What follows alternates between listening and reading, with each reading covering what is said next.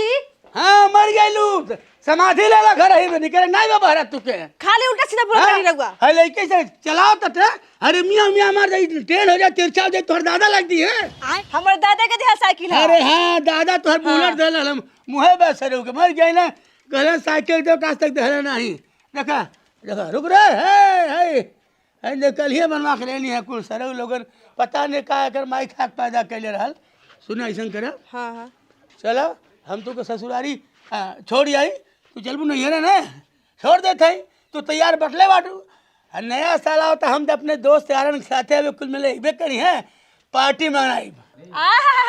हम नैहर चल जाई आ तू एजा रह के नया साल पर पार्टी कर बकरा खा दारू पिया ई सब ना होई। हम तो के छोड़ के नहीं जात। ते हर सालियत तो जाली हर साल जाली लेकिन इस साल नहीं जाई। ए तो हमारे नका सालवा काहे बर्बाद करथई हैं काहे बर्बाद करता नहीं हाँ। तोहरो गोड़वा तूरब आ जौन तोहर यार दोस्त है ना उन्हों के मारे गोड़वा तूरब। तू जा त खाली नया साल की पार्टी करे।